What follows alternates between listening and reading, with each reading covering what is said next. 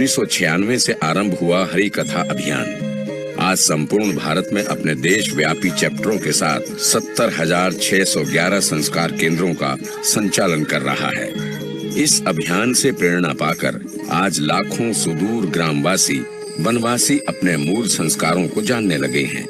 स्वप्न है भारत को विश्व गुरु बनाने का और लक्ष्य है 40 करोड़ सुदूर ग्रामवासी वनवासियों के 4 लाख गांवों को सशक्त, समृद्ध और विकसित करते हुए संस्कार शिक्षा द्वारा सामाजिक और सांस्कृतिक जागरण के साथ साथ समरसता और संस्कृति के प्रति श्रद्धा भाव को जगाए रखने का।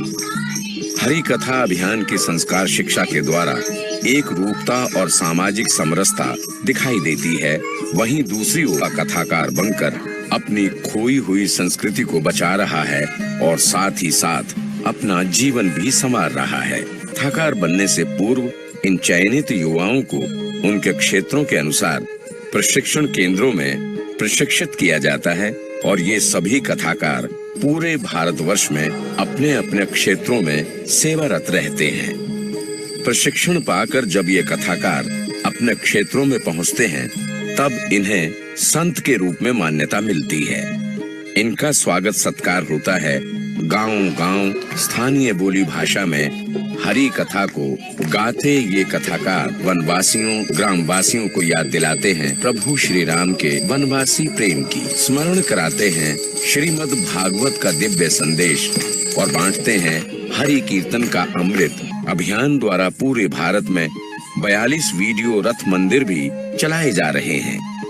आज भी भारत के कई सुदूर ग्रामों और वनांचलों में भगवान के मंदिर नहीं हैं। तब इन ग्रामवासी वनवासियों हेतु मंदिर के साथ साथ संस्कार संस्कृति के प्रचार प्रसार का कार्य भी ये रथ ही करता है। गांव और वनांचलों में दुर्व्यसनों को समाप्त करने के लिए कथाकार पौराणिक संदर्भों के साथ साथ दुर्व्यसनों के दुष्परिणामों को भी जब बताते हैं तो उन्हें सुनकर परिवारों में एकता आई है, सुधार आया है। बिखराव की दहलीज पर खड़े अनेकों परिवारों को इस अभियान ने जोड़ा है। आज ग्रामीण और वनांचलों का एक बड़ा युवा वर्ग अभियान का स्वागत करने खड़ा है। इन वनवासी कथाकारों के कार्यक्रम बड़े-बड़े महानगरों के मंचों से भी होने लगे हैं। श्री हरि कथा सत्संग समिति के इस प्रयास से सामाजिक सौहार्द के साथ साथ सामाजिक समरसता का वातावरण इन गांवों में दिखाई देने लगा है। ये गांव अब व्यसन मुक्त होकर संगठित हो गए हैं। सर्वे सुखिनः सन्तु, यही है भारतीय धर्म और संस्कृति का विराट चिंतन। ये ग्राम और वनांचलों में परिवर्तन के स्वर हैं। अपनी जड़ों से जुड़कर उल्लास है, होठों पर प्रसन्नता और पैरों में है उत्साह की थिरकन। गूंज रही है शंखों की ध्वनि और हरि कथा की लहरियां। आइए और आप भी अनुभव कीजिए संस्कार शिक्षा की इस अविरल गंगा को। हरि अनंत हरि कथा अनंता।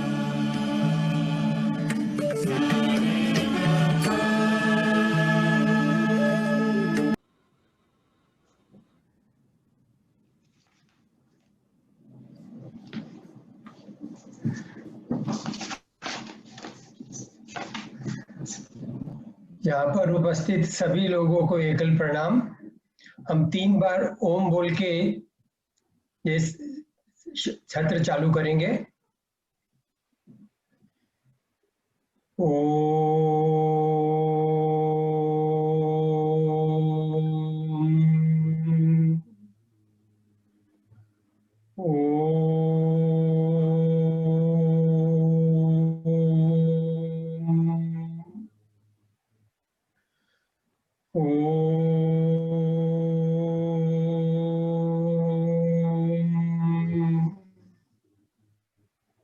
जय श्री राम।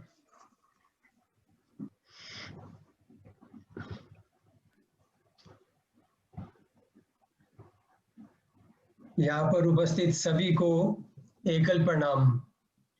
श्री हरि मुंबई की ओर से आयोजित इस कार्यक्रम में आप सभी का हार्दिक स्वागत है।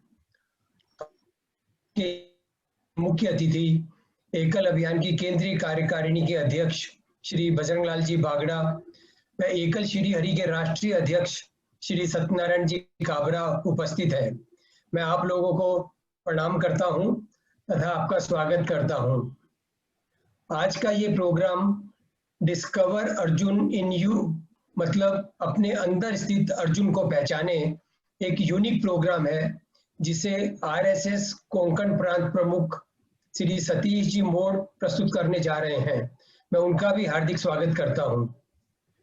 कार्यक्रम की प्रस्तुति अखिल भारत की जा रही है, जिस परिवार के नगरीय व ग्रामीण संगठन से बड़ी संख्या में लोग जूम व फेसबुक के माध्यम से जुड़े हुए हैं। इस कार्यक्रम के मुख्य अतिथि बनने के हमारे आग्रह को श्री बजरंग लाल जी बागड़ा ने अपनी व्यस्तता के बावजूद स्वीकृति प्रदान की। इसके लिए मुंबई श्री हरि उनकी आभारी है। एकल परिवार में उनकी परिचय की आवश्यकता नहीं है, पर हमारे बीच हमारे बहुत से इष्ट मित्र भी जुड़ गए हैं और मैं उनका संक्षिप्त परिचय दे रहा हूँ। श्री बजरंग लाल जी बागड़ा एक चार्टर्ड अकाउंटेंट है। इनका पूरा कैरियर यूनिक रहा है। स्कूल एवं कॉलेज में वे नेशनल मेरिट स्कॉलर रहे हैं। आपने करीबन 36 साल तक कॉर्पोरेट मैनेजर की भूमिका निभाते हुए विभिन्न कंपनियों का कारोबार संभाला है, जिसमें 10 साल साउथ अफ्रीका में अलग अलग क्षेत्रों में कार्य किया है, जिसमें पावर, माइनिंग, मेटल, रेलवे और कंसल्टेंसी शामिल है। जिस समय आपने प्री मैच्योर कॉर्पोरेट कैरियर छोड़ा, आप भारत की नवरत्न कंपनियों में से एक नैल्को के चेयरमैन कम मैनेजिंग डायरेक्टर थे। आपने नेशनल लेवल पर CII या Paul Harris fellow in rotary के दायित्व का भी निर्वाह किया है। 2013 में परमानेंटली कॉर्पोरेट कैरियर को छोड़कर आप RSS में वानप्रस्थ के रूप में जुड़ गए। आप विश्व हिंदू परिषद के केंद्रीय मंत्री एवं एकल अभियान के केंद्रीय कार्यकारिणी के अध्यक्ष हैं। उनके इस कार्यकाल में एकल अभियान ने नई ऊंचाइयों को छुआ है। 2013 में जहां एकल का काम 51,000 गांवों में हो रहा था, आपके कुशल नेतृत्व में 2020 में ये 1,13,000 गांव में कार्य चालू हो गया है। ऐसे हैं हमारे डायनेमिक अध्यक्ष जी, और मैं आमंत्रित करता हूं कि वे अपना उद्बोधन दें। श्री बजरंग लाल जी बागड़ा। जय सिया राम। धन्यवाद विजय जी। एकल अभियान की एक प्रमुख संस्था श्री हरि सत्संग समिति और उसका सबसे बड़ा चैप्टर मुंबई, इसके द्वारा आयोजित इस वेबिनार में समस्त बहनों और भाइयों का हार्दिक अभिनंदन। ये देखिए, कोरोना काल में सब लोग विपदा में हैं, कई प्रकार की चिंताओं से घिरे हुए हैं, परंतु ये मानव मस्तिष्क का ही कमाल है कि उसमें भी कुछ न कुछ वो रास्ता ढूंढ ही लेता है, एक पॉजिटिविटी का और एक किसी न किसी रचनात्मक काम का। तो ये हमारा इसका मानव मस्तिष्क का कमाल है कि आज हमको विभिन्न प्रकार के प्रेरणात्मक व्याख्यान और संगठन सूत्र के लिए विभिन्न बैठकें हम वेबिनार के माध्यम से कर रहे हैं। संघ से जुड़ी संस्थाओं में टेक्नोलॉजी का थोड़ा सा प्रादुर्भाव बड़े धीमे से होता है, लेकिन कोरोना काल में हमारे संगठन ने भी इसको बड़ी अच्छे से अपनाया है। इसके लिए श्री हरि सत्संग समिति को बहुत बहुत साधुवाद। बहनों और भाइयों, भारत का प्रत्येक जागरूक हिंदू भारत की वर्तमान स्थिति और भविष्य को लेकर कई प्रकार की चिंताओं से ग्रस्त रहता है, और उसका प्रमुख कारण यह है कि हम सबको लगभग हर बार यह लगता है कि हमारा भारत का समाज, सबसे बड़ा सनातन धर्म को मानने वाला हिंदू समाज और बाकी जो भारत के समाज के ही लोग हैं, परंतु अलग पंथ में चले जाने की वजह से एक अलग प्रकार का उनका आचार व्यवहार विचार हो गया है। ये सभी किसी न किसी भ्रम में हैं। भारत का सनातन परंपरा को मानने वाला हिंदू समाज, इतनी सशक्त हमारी विरासत, इतनी उच्च संस्कृति, हमारी परंपराएं, हमारा ज्ञान, आदर्श और हमारा दर्शन, इन सब के होने के बावजूद आज एक हीन अवस्था में है। लगभग में चूंकि मेजोरिटी हीन अवस्था में है इसलिए है, वरना जागरूक लोग तो बहुत सारे भी हैं, लेकिन 140 करोड़ के समाज में जागरूक लोगों की, अपने आप को पहचानने की और अपनी ताकत को पहचानने वालों की संख्या बहुत कम है। और इसलिए भविष्य के प्रति निराशा भी रहती है, आशंकाएं भी रहती है। और सोशल मीडिया के इस काल में जो भी हमारी निराशाएं, आशंकाएं होती है, वो इतनी तीव्रता के साथ में पूरे समाज में फैल जाती हैं कि एक निराशा का वातावरण व्याप्त हो जाता है। तो इसको हटाने के लिए, ये जो अंधकार निराशा का व्याप्त हो जाता है, उसको हटाने के लिए दो उपाय हैं कि या तो व्यक्ति की जो चेतना है उसमें एक स्व का विकास हो, व्यक्ति की चेतना को जागृत किया जाए, उसको ज्ञान पर जो धूल पड़ गई है उस धूल को हटाकर पॉलिश की जाए। और एक है हमारी जो सामाजिक चेतना है, वो भी विस्मृति की, जो हमारी सामाजिक चेतना जो विस्मृत होने लगी है, उसको जागृत किया जाए। एकल अभियान ये दोनों स्तर पर ही काम कर रहा है। प्राथमिक शिक्षा एकल विद्यालय के माध्यम से आने वाली पीढ़ी में एक अपनी संस्कृति के प्रति गर्व का भाव, संस्कृति की जानकारी, और हमारे जो श्री हरि कथा, रथ, सामूहिक सत्संग आदि के विभिन्न कार्यक्रमों के माध्यम से समाज की सामूहिक चेतना को एक नई दिशा देने का काम, अपनी परंपराओं पर गर्व करने का काम, अपने आप को पहचानने का काम, और अपने स्व को समष्टि में राष्ट्र के हित, समाज के हित समर्पित कर देने का भाव जगाने का काम ये श्री हरि सत्संग समिति इन विभिन्न कार्यक्रमों के माध्यम से कर रही है। तो व्यक्ति और समष्टि दोनों ही प्रकार से जागरण का काम ग्रामीण और वनवासी क्षेत्रों में एकल अभियान की विभिन्न संस्थाएं कर रही हैं। और इसलिए आज के जो व्याख्यान हैं जिस पर हमको उद्बोधन और मार्गदर्शन मिलेगा माननीय सतीश जी का, इस समाज की आज की जो धारणा, आज की जो स्थिति है, उसके परिप्रेक्ष्य में देखें तो एक ये बहुत ही प्रासंगिक विषय है कि 800 वर्षों की परकीयता और पिछले लगभग 200 वर्षों में शिक्षा में की प्रणाली में जिस प्रकार की विकृतियां आई है, उसकी वजह से हम अपने आप पर ही शंका, अपनी परंपराओं पर, अपने ज्ञान पर, संस्कृति पर, दर्शन पर हम शंका करने लग गए हैं। तो इसलिए सबसे पहले अपने को पहचानें और उसके बाद में सामाजिक चेतना को हम जागृत करें। इसलिए आज के दिन इस निराशा के वातावरण में माननीय सतीश जी का जो उद्बोधन हमें मिलने वाला है बहुत ही प्रासंगिक है, और अपने आप को पहचानने का, जानने का ये जो हमको व्याख्यान, एक प्रेरणाप्रद व्याख्यान मिलेगा। मेरा निवेदन है समस्त कार्यकर्ता और समस्त हमारे साथी इसको ध्यान से सुने, और सुनने के बाद में इस पर घर में, परिवार में चर्चा करें, और चर्चा करके उसमें से उसको अपने जीवन में उतारने का करें। हम किताबें बहुत पढ़ते हैं, व्याख्यान सुनते हैं, वीडियो देखते हैं, लेकिन उस पर हम चर्चा नहीं करते तो वो विस्मृत हो जाता है, क्योंकि तब तक नया वीडियो आ जाता है। इसलिए मेरा निवेदन है कि आज हम जो भी सुने उस पर हम परिवार में चर्चा करें, इष्ट मित्रों में चर्चा करें, और उसमें से जो ग्रहण करने अपनी अपनी परिस्थिति के हिसाब से हो उसको जरूर ग्रहण करें और अपने जीवन में उतारें, तभी जाके इस आयोजन की एक पूर्ण सार्थकता होगी। बहुत बहुत धन्यवाद। जय सिया राम। धन्यवाद भागड़ा जी। संक्षिप्त रूप में आपने श्री हरि के बारे में बताया। हम थोड़ा और ज्यादा एक्सपेक्ट कर रहे थे, बहुत संक्षिप्त रूप में आपने बताया, लेकिन बहुत अच्छा लगा। सब लोगों को इससे प्रेरणा मिलेगी। हम अभी आगे के कार्यक्रम में प्रवेश करते हैं। मैं हमारे महिला समिति की अध्यक्षा मीना जी से आग्रह करूंगा कि वो सतीश जी मोड का परिचय दें और उनको इनवाइट करें प्रबोधन के लिए। एकल प्रणाम सभी को। डॉक्टर सतीश जी मोड का परिचय देना बहुत ही कठिन है, जैसे अंधेरे में एक दीपक प्रकाशन करना। फिर भी कोशिश करती हूँ और संक्षेप में जानकारी देती हूँ।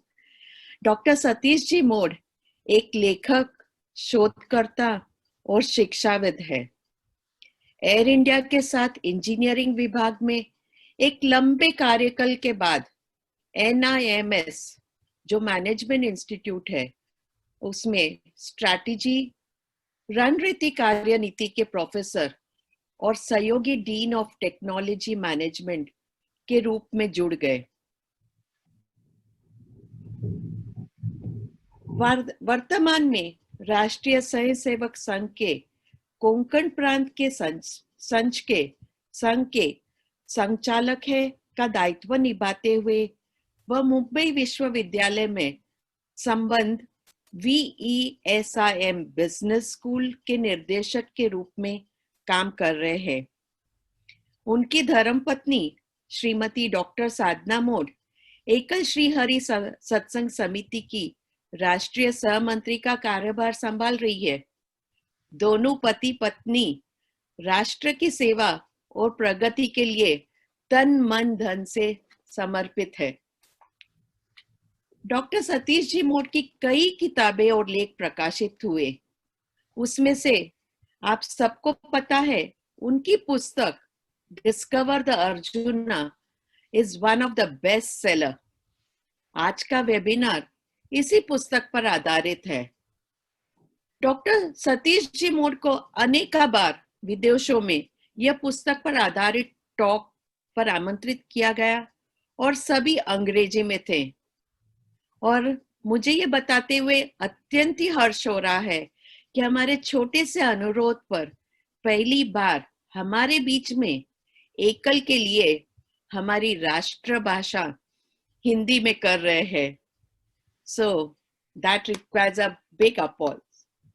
Discover Arjuna in You जो भगवत गीता पर आधारित है। जीवन के कुरुक्षेत्र में हम और गीता किस तरह हमारे अंदर के अर्जुन को हम पहचाने, वही सतीश जी मोड हमें आज के वेबिनार द्वारा बताएंगे। हम वेबिनार में प्रवेश करें उसके पहले मैं सभी से अनुरोध करूंगी कि आप सब अपने आप को म्यूट ही रखें और आपके मन में बहुत सारे प्रश्न और जिज्ञासा बीच बीच में आएगी तो आप सभी उसको चैट बॉक्स के द्वारा हमें वो प्रश्न भेज सकते हैं। मुझे पूरी आशा है आपके सारे प्रश्नों का उत्तर डॉक्टर सतीश जी मोड हमें जरूर देंगे और हमें सबसे अवगत कराएंगे। अब मैं आपके बीच में ज्यादा समय न लेते हुए डॉक्टर सतीश जी मोड को आमंत्रित करती हूँ, वो अपने आप को अनम्यूट करें और आज हमें इस ज्ञान गंगा में ले चले। जय श्री राम। नमस्कार मीना जी, इतना अच्छा परिचय देने के लिए। ज़्यादा समय न लेते हुए सीधे मैं जो आज का विषय है उस पर ही आता हूँ। भगवत गीता तो हम सभी ने पढ़ी है और कहीं ना कहीं उसके बारे में चर्चा भी होती रहती है और हम ये सोचते हैं कि भगवत गीता से अपने दैनिक उपयोग के लिए क्या हम जानकारी ले सकते हैं। तो ऐसा ही विचार मेरे मन में भी हमेशा रहता था। तो स्वामी चिन्मयानंद के गीता ज्ञान यज्ञ बहुत समय तक मैंने अटेंड किए और हमेशा मन में चलता रहता था कि इसका कैसे हम उपयोग अपने दैनंदिन जीवन में कर सकते हैं। तो वर्षों की रिसर्च के बाद में मैंने यह एक किताब लिखी, discover the arjuna in you, अपने अंदर के अर्जुन को पहचाने, और उसके ऊपर आधारित एक साइकोमेट्रिक टेस्ट डेवलप किया है जिसको लेकर के पिछले 10-15 वर्षों से मुझे यूरोप में, अमेरिका में और भारत में भी कई विश्वविद्यालयों में लेक्चर देने के लिए बुलाया जाता है। तो यह जो साइकोमेट्रिक टूल भगवत गीता के ऊपर आधारित है उसके 3 उपयोग हैं। एक अपने व्यक्तित्व विकास के लिए, दूसरा हम जहाँ काम करते हैं, जहाँ जैसे हम कार्य करते हैं उसमें हमको क्या इससे लाभ मिल सकता है, और तीसरा हम सभी कहीं ना कहीं नेतृत्व का कार्य करते हैं, लीडरशिप हम करते हैं, तो हमारी नेतृत्व की शैली क्या है। यह तीनों बातें इस आज का जो सत्र है उसमें मैं रखने वाला हूँ।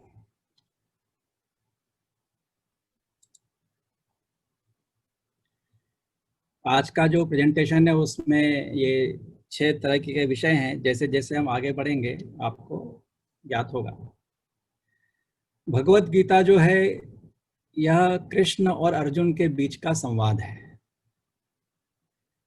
और जितने भी व्याख्यान इसके ऊपर अधिकतर लिखे गए हैं वह स्वामियों के द्वारा लिखे गए हैं। ऐसे स्वामी जिन्होंने अपना गृहस्थी जीवन छोड़ दिया और अपने भगवान की भक्ति और समाज की सेवा में लग गए। जबकि हम देखें तो कृष्ण भी पारिवारिक व्यक्ति थे, उनकी भी शादी हुई थी, उनका परिवार था, और अर्जुन की भी शादी हुई थी, उनका भी परिवार था। तो जब एक गृहस्थ के नाते हम भगवत गीता को पढ़ना शुरू करें तो उसका जो हम इंटरप्रिटेशन जो करेंगे थोड़ा सा अलग होगा जो कि सभी स्वामी या अन्य संत इसका करते हैं। दूसरी बात यह है कि भगवत गीता जब शुरू कही गई महाभारत में, तो कृष्ण ने कही और 3 लोगों ने सुनी। एक अर्जुन जो वहाँ सामने खड़े हुए थे, दूसरे धृतराष्ट्र, क्योंकि संजय जो है वो पूरी युद्ध स्थल की जानकारी वहाँ पर दे रहे थे, तो धृतराष्ट्र ने भी भगवत गीता सुनी उसी समय जब अर्जुन सुन रहे थे, और संजय ने तो सुनी ही सुनी क्योंकि वही सुन करके धृतराष्ट्र को बता रहे थे। तो यह जो मेरा शीर्षक जो है discover the arjuna in you, अपने अंदर के अर्जुन को पहचाने, इसका विशेष मतलब यह है कि भगवत गीता तो धृतराष्ट्र ने भी सुनी, लेकिन यदि उसने उस जो कहा कृष्ण ने उसको समझ में आया होता और उस पर अमल किया होता तो शायद युद्ध वहीं पर रुक जाता। तो हमको धृतराष्ट्र तो नहीं बनना है कि भगवत गीता सुनी, एक कान से सुनी दूसरे कान से निकाल दी और उसके ऊपर कुछ भी हमने ग्रहण नहीं किया। संजय ने भी सुनी, लेकिन उसने केवल एक रिपीटर स्टेशन का काम किया। उसने सुना और अपने जुबान के द्वारा सबको सुना दिया, अंदर क्या गया मालूम नहीं तो हम शायद discover the Sanjay in you भी हम कहीं पर सुन रहे होते थे। तो हमको इसमें से क्या बनना है? हमें क्या भगवत गीता पढ़ करके संजय बनना है कि उसका ज्ञान पढ़ा और दूसरों को बांटा, अपने जीवन में कितना लाया, ऐसा तो हमें नहीं बनना है। न ही हमें धृतराष्ट्र बनना है कि हमको समझ में भी आया लेकिन उसको अपने जीवन में हमने ठीक ढंग से लाया नहीं। तो हमें अपने अंदर के अर्जुन को पहचानना है। तो भगवत गीता के पहले अध्याय में मैंने आजकल का साइकोलॉजी का शब्द यूज किया है कि अर्जुन को हुआ पैनिक अटैक। अभी वैसे भी कोरोना का समय चल रहा है और डिप्रेशन, एंजाइटी, कुछ लोगों की आत्महत्या, ऐसी बातें बहुत चर्चा में हैं। तो उसी को ध्यान में रखते हुए मुझे भी याद आया कि जो कुछ भी अर्जुन के साथ पहले अध्याय में हो रहा है और जो उसके सिम्टम्स बताए जा रहे हैं वो पैनिक अटैक के ही सिम्टम्स हैं। तो पैनिक अटैक में क्या हो रहा है, उसको लग रहा है कि उसके हाथ पैर कांप रहे हैं, खड़ा नहीं हो पा रहा है, उसको वहीं पर बैठ गया वो रथ में ही, हार्ट की बीट बढ़ गई है, पसीना आ रहा है, बात नहीं निकल रही। ऐसे सारे भगवत गीता के पहले अध्याय में अर्जुन के बारे में बताया गया है कि युद्ध शुरू होने के पहले जब अर्जुन ने कृष्ण से कहा कि मुझे दोनों सेनाओं के बीच में लेके चलो, और जब वहां पर आकर के उसने भीष्म, द्रोणाचार्य, इन सबको दूसरी तरफ देखा और अपने यहाँ की सेना में भी लोगों को देखा, तो एक तरह से उसको एंजाइटी और पैनिक अटैक आया।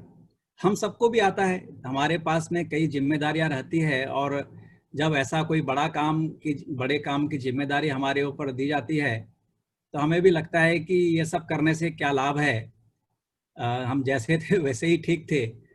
और एक तरह का एक संन्यास, श्मशान संन्यास जो है वो मन में आने लगता है। वही स्थिति अर्जुन की हुई। और युद्ध नहीं करना, इसके लिए मैंने यहाँ पर एक शब्द दिया है, justifying defeat is moral victory. ये शब्द हमने आजकल कई बार सुना है, खास करके 2014-2019 के चुनाव हुए और अन्य जब राज्यों के चुनाव हुए तो एक विशेष पार्टी की जब हार हो गई तो उस हार को अपनी मॉरल विक्ट्री की तरह बताते थे कि अरे हम हार गए तो क्या हो गया, हम मॉरली तो हम लोग जीत गए हैं। कई बार हमने सुना है और उसको समाचार पत्रों की बड़ी हेडलाइन में भी देखा है। यही स्थिति अर्जुन की भी है।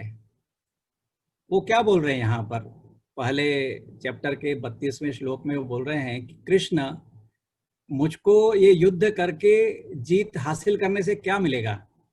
अपने इन सभी परिजनों को मार करके यदि मुझे राज्य मिल भी गया तो मुझे इस तरह का पावर और उससे आने वाली संपदा और जो ऐश्वर्य है वो मुझे नहीं चाहिए। तो जब पैनिक अटैक आता है और जब वहाँ से भागने की इच्छा होती है तो उसको हम पलायन कह करके, हमको बहुत सारा ज्ञान है, उसको हमको जस्टिफाई करना आता है, तो हम उस भागने वाली स्थिति को भी मॉरल विक्ट्री की तरह बताते हैं।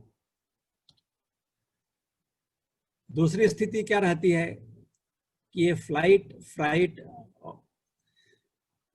और फ्रीज, ये सिम्टम वहां पर आता है। या तो हमारे पैर वहां जम जाते हैं, हम कुछ कर नहीं पाते, या वहां से हम भाग निकलते हैं। इसी स्थिति में अर्जुन है।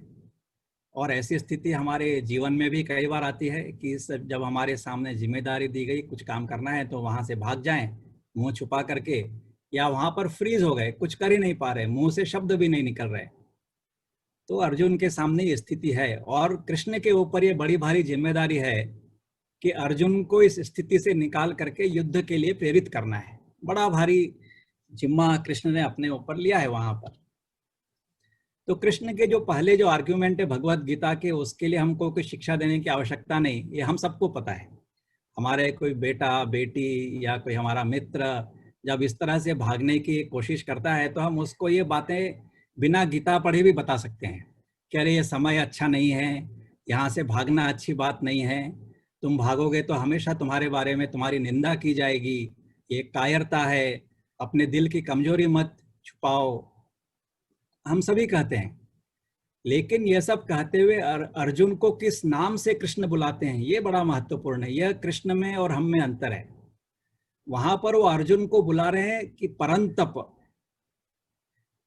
अर्जुन का जो नाम है कि जिसने दुश्मनों का विनाश किया हर बार, तो बोल रहे हैं कि अरे परंतप तुम ऐसा क्यों कर रहे हो। ये कृष्ण में और हम में अंतर है। जब हम किसी को ये सब शिक्षा देना शुरू करते हैं कि सही समय नहीं है, तो हम उसके ऊपर इस तरह से चढ़ जाते हैं कि बेचारा और पैनिक अटैक में आ जाए। लेकिन यहाँ पर कृष्ण अर्जुन को उसके उस नाम से बुलाते हैं कि उसको उसकी वीरता याद आए कि उसने कैसे बड़े बड़े काम किए हैं। तो बोलते हैं कि परंतप यह सब छोड़ो और युद्ध करो। स्वाभाविक है कि यदि अर्जुन खड़ा हो गया होता और युद्ध कर लिया होता तो भगवत गीता आगे होती नहीं। लेकिन और एक शब्द जो बड़ा प्रचलित हुआ 2004 में, जब एक अगेन पॉलिटिकल पार्टी के नेता ने बड़ा सेक्रीफाइस किया और कहा कि मुझको प्रधानमंत्री नहीं बनना है, किसी और को बना दो। अर्जुन ने भी वही किया। सेक्रीफाइस और त्याग का यह जो शैम सेक्रीफाइस जो है, जिसको हम बोलते हैं नकली त्याग, वो वहां पर अर्जुन दिखा रहा है। अर्जुन यहाँ पर बोल रहा है कि मुझको ऐसा राज्य नहीं चाहिए, मैं ये राज्य त्याग देता हूं। ये सारे लोग आकर के शस्त्र लेकर के मुझको मार भी दें तो भी मैं शस्त्र नहीं उठाऊंगा और मैं मरने को तैयार हूं।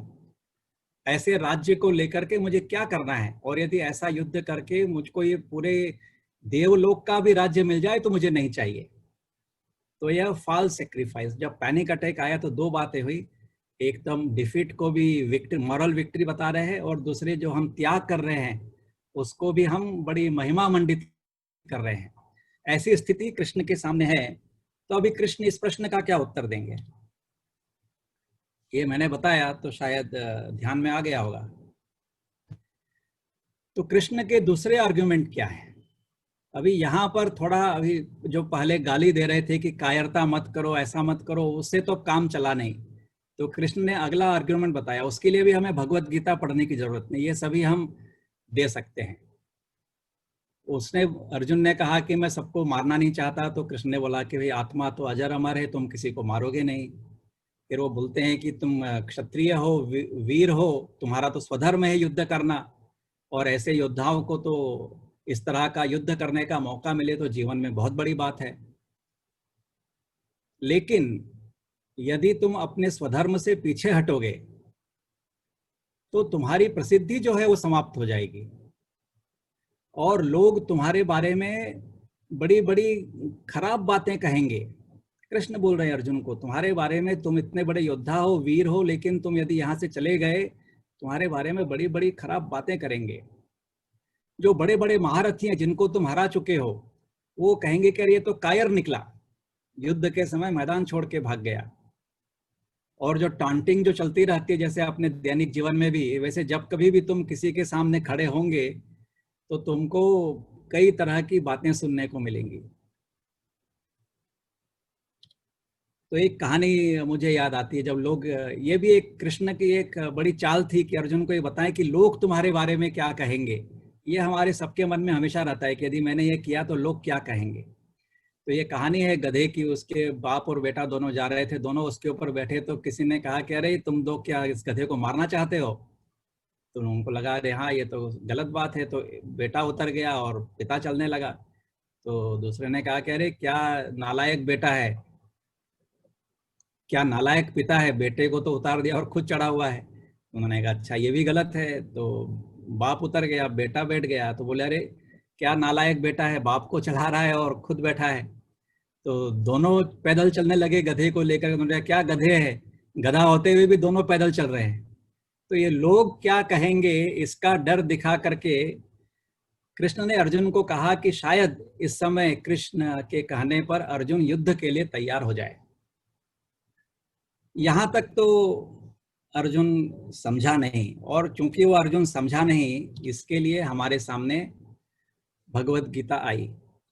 तो ये सब जो बातें जब कृष्ण वहां पर कह रहे थे कि आत्मा अजर अमर है और ये सब, तो वहां पर ये त्रिगुण के बारे में जो बातें कर रहा हूं मैं कि एक साइकोमेट्रिक टेस्ट डेवलप हुआ है, उसका उल्लेख कृष्ण ने सबसे पहले दूसरे अध्याय के 45वें श्लोक में कहा है कि वेदों में ये कहा गया है कि 3 गुण होते हैं, राजसिक, सात्विक और तामसिक, और इन तीनों गुणों के आधार के ऊपर हमारा एक स्वभाव, मूल स्वभाव और स्वधर्म बनता है, और उस मूल स्वभाव के आधार पर ही हमको कार्य करना चाहिए। तो कृष्ण यहाँ पर उसको बोलते हैं अर्जुन को कि तुम अपने मूल स्वभाव को पहचानो और उसके आधार के ऊपर तुम काम करो। कहने का क्या मतलब था कि तुम योद्धा हो, तुम्हारा मूल स्वभाव है युद्ध के मैदान में खड़े हो, तो यह सब बातें करने के बजाय युद्ध करो। और ऐसा बोलते बोलते हैं कि युद्ध कैसे करो, अपनी बुद्धि को स्थिर करो। जब तुम्हारी बुद्धि स्थिर हो जाएगी तो तुम्हारा जो पैनिक अटैक जो हुआ है वह तुम उससे दूर हो जाओगे। तो अभी तक जो है भगवत गीता का कुछ भी ज्ञान अभी तक शुरू नहीं हुआ। अभी तक ये जो बातें जो है हम बिना भगवत गीता पढ़े भी ज्ञान बांटते रह सकते हैं और इसमें कुछ नहीं। अभी यहाँ से जो है अब भगवत गीता शुरू होती है जब अर्जुन प्रश्न पूछना शुरू करता है कि मैं क्यों युद्ध करूं, या जो आप जो बातें कर रहे हैं। तो भगवत गीता में 18 अध्याय है और सभी 18 अध्याय में क्या क्या ज्ञान की बातें कही गई है उसके आधार पर है। लेकिन जब मैंने भगवत गीता पढ़ी तो मैंने केवल वो प्रश्न देखे अर्जुन के, वो प्रश्नों के उत्तर कई अध्यायों में गए हैं। किसी किसी प्रश्न का उत्तर 2 अध्याय में भी गया है, 3 अध्याय में भी गया है, और किसी एक ही अध्याय में 2-3 प्रश्न भी पूछे हैं। तो यह जो बात जो आज की है, मैं अर्जुन के उन प्रश्नों के ऊपर फोकस करूंगा, क्योंकि वो प्रश्न हमारे भी प्रश्न है जो हमारी तरफ से अर्जुन ने कृष्ण को पूछे। देखें वो क्या प्रश्न है। तो सबसे पहला प्रश्न अर्जुन पूछते हैं कृष्ण को कि आप बोलते हो कि दिमाग को, मन को स्थिर करो और युद्ध करो, तो ऐसा ये स्थिर मन वाला व्यक्ति होता कैसा है? मतलब जैसा हम कोई ऐसा नए प्राणी का आपने नाम ले लिया कि स्थित प्रज्ञ बनो और स्थित प्रज्ञ होकर के काम करो। तो अर्जुन पूछते हैं कि भाई ऐसा व्यक्ति होता कैसे, चलता कैसे, दिखता कैसे है, ये मुझे बताओ। तो यहाँ पर कृष्ण उसको 3 उदाहरण देते हैं कि जिसका मन स्थिर नहीं होता वह जैसे समुद्र में नाव रहती है जिसके ऊपर कोई खिवैया नहीं है और कैसे हवा में यहाँ से वहां डोलती रहती है, ऐसा व्यक्ति जो है वो स्थिर मन वाला नहीं है। और स्थिर मन वाला व्यक्ति कैसा है कि समुद्र में कितना ही पानी नदियों के द्वारा आता रहता है, लेकिन समुद्र के पानी में कोई असर नहीं पड़ता, कोई कहीं उसकी दिशा नहीं बदलती, कोई बहाव नहीं उसका बदलता। या यहाँ पर कृष्ण एक दूसरा उदाहरण देते हैं कि जैसे कछुआ अपनी सारी इंद्रियों, अपने सारे पैरों को लेकर के एक चक्र बना लेता है, वैसा ही सारे इंद्रियों को जिसने संयमित कर लिया है, ऐसा जो व्यक्ति है वह स्थिर बुद्धि का रहता है और उसको किसी भी तरह का सुख दुख मान हानि यह सब नहीं आता। ऐसा ये पहले प्रश्न का उत्तर कृष्ण ने अर्जुन को दिया। तो यहाँ पर पहला प्रश्न यही है कि हम शांत चित्त से काम करें। तो कृष्ण ने अर्जुन को ये बताया कि शांत चित्त वाला व्यक्ति दिखता कैसे है और बिहेव कैसे करता है। तो हमको यदि किसी को पहचानना है, कोई यहाँ वहाँ डोल रहा है, हमने किसी को काम बताया और वो यहाँ वहाँ भटक रहा है काम किए बिना, तो समझ जाओ कि उसका चित्त स्थिर नहीं है और उसको कुछ करना पड़ेगा। तो क्या करना पड़ेगा, उसके लिए अगला प्रश्न अर्जुन का है। वो बोल रहे हैं कि यदि अपने मन को स्थिर करना है ज्ञान के द्वारा, तो फिर ज्ञान की बातें क्यों ना करूं, मैं कर्म क्यों करूं, युद्ध क्यों करूं। बातें करना तो बड़ा आसान है और आपने भी मुझको बड़ी ज्ञान की बातें बताई कि भाई स्थित प्रज्ञ की तरह काम करो, तो मैं भी यही काम करूंगा, यहाँ युद्ध के मैदान से भाग करके सबको ज्ञान बांटूंगा। तो क्यों मुझको कह रहे हो कि युद्ध करो। यहाँ पर कृष्ण बहुत ही महत्वपूर्ण बात बताते हैं कि दो तरह के कर्म होते हैं, दो तरह के लोग होते हैं। एक वो लोग होते हैं जो कि केवल बुद्धि का काम करते हैं और दूसरे वो लोग होते हैं जो कि शरीर के द्वारा कर्म करते हैं। तो जो शरीर के द्वारा कर्म करते हैं वो है कर्म योग और जो बुद्धि के द्वारा काम करते हैं वो है ज्ञान योग। बड़ी सोचने वाली बात है। यहीं पर शुरू के ही भगवत गीता में कृष्ण बता रहे हैं कि अपने यहाँ जो सांख्य है वह ज्ञान योग की बात करता है, वो पाथ ऑफ नॉलेज है। पाथ ऑफ नॉलेज को यहाँ पर आगे कृष्ण ने नॉन एक्शन भी कहा है, क्योंकि जो एक्शन जो है वो केवल दिमाग में चल रहा है, वो किसी को दिखता नहीं है। यहाँ बैठे बैठे जितने भी लोग सुन रहे हैं उनके दिमाग में क्या चल रहा है उनको ही पता है, उनके बाजू में बैठे हुए कोई पता नहीं, या यहाँ पर जो कैमरा हमारे सामने लगा हुआ है उससे हमको मालूम नहीं चलेगा कि क्या चल रहा है, लेकिन दिमाग तो चल ही रहा है कहीं ना कहीं। तो वो जो रास्ता है वो ज्ञान योग का रास्ता है और जो शरीर से जो काम कर रहा है वो कर्म योग का रास्ता है। तो यहाँ पर कृष्ण कहते हैं कि कर्म तो सभी को करना पड़ता है, भले भी जो इंटेलेक्चुअल जो बातें कर रहा है वो भी यदि कर्म नहीं करेगा तो खाएगा क्या। तो इसके लिए चाहे दो तरह के रास्ते हैं, ज्ञान योग और कर्म योग का, लेकिन फिर भी कर्म तो सबको ही करना पड़ेगा। यहाँ तक कि वो बोलते हैं कि भगवान को भी कर्म करना पड़ता है और जो कर्म करना है यदि वो लोक संग्रह के लिए किया तो वो ज्ञान के ऊपर आधारित कर्म होता है। दूसरी बात बताते हैं कि जो ज्ञानी है और वो जो कर्म करता है उसको सभी लोग फॉलो करते हैं, यथा राजा तथा प्रजा। तो बोलते हैं कि तुम जैसा योद्धा यदि युद्ध से भागने लगेगा तो कहेंगे कि अरे ये एक बड़ी अच्छी बात है, ऐसा ही करना चाहिए, तो गलत बात हो जाएगी। इसके लिए वो कहते हैं कि जो ज्ञानी है और जिसको पता है कि क्या करना है उसको बड़े सोच समझ के काम करना पड़ता है, क्योंकि उसके बड़े फॉलोअर्स होते हैं, वो कहीं गलत रास्ते पर न चले जाएं। और कर्म जो है वो स्वार्थ के लिए नहीं करना है। यहाँ पर कृष्ण कहते हैं, एक एग्जाम्पल देते हैं कि हम भोजन बनाते हैं, यदि हमने भोजन केवल अपने ही लिए बनाया और खा लिया तो वो भी एक पाप है। यदि हम भोजन बना रहे हैं तो जो भूखा है, जो गाय है या कोई कुत्ता है उसको देना, जो भूखा है अपने आसपास उसको देना। यहाँ इस प्रश्न के उत्तर में कि कर्म बड़ा है कि ज्ञान बड़ा है, तो कृष्ण बताते हैं कि ज्ञान के ऊपर आधारित जो कर्म है वह बड़ा है और ऐसा ही काम हमें करना ही पड़ेगा। और यहाँ तक कृष्ण कहते हैं कि ये जो पूरी दुनिया जो है वह इसी ज्ञान और कर्म के आधार के ऊपर हम सबके स्वभाव निर्धारित करती है। वो बोलते हैं तत्सवित्तु महाबाहो गुण कर्म विभागयो। हे महाबाहो, यह हर एक व्यक्ति का जो स्वभाव है वो अपने गुण और कर्म उसके आधार के ऊपर निश्चित होता है, और जो यह नहीं समझ पाता वह मंद बुद्धि है। कृष्ण यहाँ पर एक बड़ा कठोर शब्द का उपयोग करते हैं कि जो अपने गुण और ज्ञान के ऊपर आधारित कर्म नहीं करता वो व्यक्ति मंद बुद्धि है और उसका कुछ संभव नहीं है जिंदगी में होना। और यह भी कहते हैं कि अपना स्वयं का कार्य ही सबसे श्रेष्ठ है। हर एक व्यक्ति जहां जहां उसका स्वभाव, कोई कहेगा कि अरे भाषण देना बड़ा अच्छा है, चलो मैं मुरारी बापू बन जाऊं या स्वामी चिन्मयानंद बन जाऊं, तो ऐसा नहीं है। और जो शायद जो सड़क पे जो झाड़ू लगा रहा है वो काम खराब है, ऐसा नहीं है। कृष्ण कहते हैं कि हर एक व्यक्ति अपने स्वभाव के आधार के ऊपर, अपने अपनी योग्यता के आधार के ऊपर, समाज में जो स्थिति है उसके आधार पर कार्य करता है और सभी का सम्मान बराबर का है। ऐसा नहीं कि यह काम अच्छा है और यह काम बुरा है। और जिसको यह समझ में नहीं आता, मतलब जो छोटा काम करने वाला है उसको इज्जत की निगाह से नहीं देखता और जो बड़ा काम करने वाला है उसकी वाहवाही करता है, तो वो मंद बुद्धि व्यक्ति है। ऐसा कृष्ण ने ऐसे व्यक्तियों के लिए प्रयोग किया। तो अभी यहाँ पर अर्जुन थोड़ा थोड़ा ज्ञान का लेवल बढ़ाते जा रहे हैं, प्रश्नों का लेवल बढ़ाते जा रहे हैं। बोले यदि ऐसा है तो फिर व्यक्ति पाप कर्म क्यों करता है?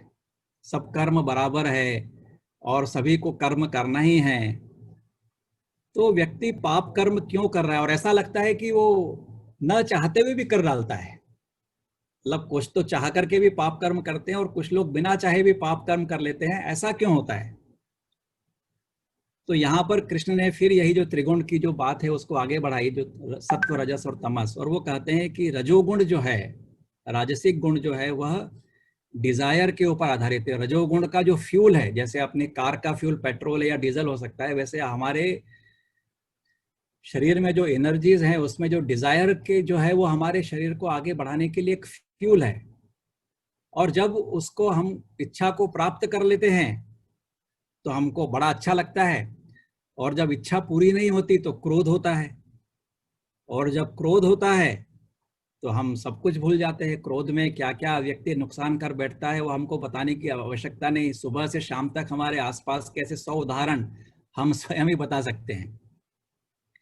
तो क्रोध जो है वह ये पाप कर्म की तरफ फोर्स करता है। तो इसके लिए बताते हैं कि और ये डिजायर कहाँ से आती है कुछ करने की? तो हमारे इंद्रिय, मन और बुद्धि, ये तीनों जो हैं वो उसके ड्राइवर हैं डिजायर के। ये इंद्रिय, मन और बुद्धि हमको कोई ना कोई इच्छा पैदा करते हैं, और इच्छा पूरी नहीं होती तो हमें क्रोध आता है, और जब क्रोध आता है तो हम पाप कर्म की तरफ भी उद्धृत हो जाते हैं। तो ये सब ज्ञान जब देने लगे कृष्ण, तो अर्जुन पूछता है कि अब मैं कैसे मानूं कि आप जो बता रहे हैं वो सही है? हमको तो ज्ञान देने वाले बहुत मिल जाते हैं आसपास। हमारे पान की दुकान पर जाएंगे तो पान की दुकान वाला भी हमको 2 ज्ञान की बातें बता देगा। तो यहाँ पर अर्जुन पूछता है कि ठीक है, आप बड़ी बड़ी बातें कर रहे हो, लेकिन मैं कैसे मान लूं कि जो आप कह रहे हो वो सही? आप बोलते हो कि आप विवस्वान के वंशज के हैं, विवस्वान वो वहां से सब आपको ज्ञान मिला है, तो वो तो बहुत पहले हुआ था, आप तो अभी पैदा हुए हो। तो इसमें मुझको समझ में नहीं आता, ये ज्ञान की बातें आप बंद करो, मुझको सुनना नहीं है। या बताओ कि आप सही ढंग से सही व्यक्ति हो ये ज्ञान देने वाले। ये भी हमारे लिए सोचने वाली बात है। हर एक को ज्ञान देने के पहले अपने आप को उस स्तर तक उठाना पड़ता है, तभी लोग हमारी बातें सुनते हैं, नहीं तो कोई हमारी बात सुनता नहीं है। तो यहाँ पर कृष्ण बता रहे हैं इस प्रश्न के उत्तर में कि तुम नहीं जानते कि तुम्हारा पूर्व जन्म क्या है, लेकिन मैं जानता हूं कि मेरा पूर्व जन्म क्या है। और उसके लिए यहाँ पर बताते हैं कि यदा यदा हि धर्मस्य ग्लानिर्भवति भारत अभ्युत्थानम् अधर्मस्य तदात्मानं सृजाम्यहम्। जब जब धर्म की हानि होती है, परित्राणाय साधूनां विनाशाय च दुष्कृतां धर्म संस्थापनार्थाय संभवामि युगे युगे। मुझे पता है, और इसके लिए क्योंकि मुझको पता है कि हर जन्म जब मैंने लिया है पाप का नाश करने के लिए और अधर्म को हटाने के लिए, तो उसके क्या क्या अनुभव आए वो मुझे पता है। इसके लिए मैं तुम्हें बता रहा हूँ कि कर्म कैसे करना है। ये मैं ऐसे ही नहीं बता रहा हूँ, हवा में नहीं फेंक रहा हूँ कि तुमको ऐसा करना है। और फिर यहाँ पर फिर से कृष्ण बताते हैं, चातुर्वर्ण्यम मया सृष्टम गुण कर्म विभागशः तस्य कर्तारम अपि माम विद्धि अकर्तारम अव्ययम। ये जो अपने जितने भी ब्राह्मण, क्षत्रिय, वैश्य, शूद्र, जिसको हम जाति के रूप में कहते हैं, वो जातियां नहीं है। Path of knowledge, path of power, path of wealth और पाथ ऑफ स्किल्स, ये 4 तरह के जो कर्म हैं और जो राजसिक, सात्विक और तामसिक 3 तरह के गुण हैं, कृष्ण यहाँ पर उसको बता रहे हैं कि इन तीनों का जो, चारों का जो कॉम्बिनेशन है, उससे हर व्यक्ति का स्वभाव बनता है। और उस स्वभाव में व्यक्ति को कैसे कर्म करना है ताकि वो उस अपने अपने कर्म में परफेक्शन लाए, तो उसके लिए इसी प्रश्न के उत्तर में 4थे अध्याय के 24वें श्लोक में कृष्ण कहते हैं, ब्रह्मार्पणम ब्रह्मण हवि ब्रह्माग्नो ब्रह्मणा हुतम ब्रह्मैव तेन गंतव्यम ब्रह्म कर्म समाधिना। लोग इसकी बड़ी बड़ी व्याख्या करते हैं, लेकिन एक गृहस्थ के लिए एक छोटी सी व्याख्या मेरी समझ में आती है कि जब हम काम करें तो उस काम में इतने तल्लीन हो जाएं कि हमको अपने बारे में पता न चले। उस समय हमारी सारी एनर्जी जो है वही हवि है, वही अग्नि है और वही इंस्ट्रूमेंट है। तो हम अपना काम करते हुए उस काम को इतनी तल्लीनता से करें, we should be absorbed in action ब्रह्म कर्म समाधिना। हम अपने काम में इतने डूब जाएं कि हम अपने में और कर्म में कोई भेद न रह जाए। इस तरह से कर्म करना है, जो अपना स्वभाव का जो कर्म है। और इसके लिए भी ऐसा नहीं कि कृष्ण ने छोड़ दिया। उसके बाद में इसी प्रश्न के उत्तर में वो बताते हैं कि कई तरह की आध्यात्मिक साधनाएं हैं, उसमें कपालभाति भी है, प्राणायाम भी है, उपास करना भी है, देवताओं की पूजा भी है। ऐसे इस प्रश्न के उत्तर में कृष्ण ये सारी बातें बता रहे हैं कि इस तरह की कोई ना कोई आध्यात्मिक साधना हम करते रहे तो हम ब्रह्म रूप होकर के अपना कर्म कर पाएंगे। तो अभी अर्जुन तो यहाँ सेटिस्फाई होने वाला नहीं था, उसने और एक लेवल बढ़ा दिया अपने प्रश्न का। और वो यहाँ पर पूछते हैं 5वें अध्याय के पहले श्लोक में कि आप तो कभी बताते हो कि कर्म करो और कभी बोलते हो कर्म फल की चिंता मत करो, तभी तुम ध्यान से काम कर पाओगे। तो सन्यास क्यों न ले लूं, कर्म क्यों करूं, सब छोड़ छाड़ करके सन्यास ही ले लो। तो ऐसा कंफ्यूज मत करो मुझको। कृष्ण बोलते हैं कि भाई बात तो तुम्हारी ऐसी है कि तुम समझ रहे हो कि सन्यास अलग है और त्याग अलग है। ये प्रश्न अर्जुन को दूसरी बार भी आया है 18वें अध्याय के पहले में। ये कर्म और सन्यास और त्याग, इसका जो कंफ्यूजन जो अपने पूरे समाज में है, ये भगवत गीता में 2 बार अर्जुन ने ये प्रश्न पूछा है। कृष्ण यहाँ पर उसका बताते हैं कि ज्ञान योग और कर्म योग अलग अलग नहीं है। सन्यास उसका आधार क्या है? यहाँ पर 5वें अध्याय के 8वें श्लोक में कहते हैं, नैव किंचित करोमि इति, यह सन्यास है, मैं कुछ भी नहीं कर रहा हूं, भगवान मुझसे करवा रहा है। हम कुछ भी अच्छा काम करें तो हम कहते हैं कि मैंने किया मैंने किया मैंने किया, और मैंने किया से क्या होता है, उसका डिविडेंड होता है ईगो।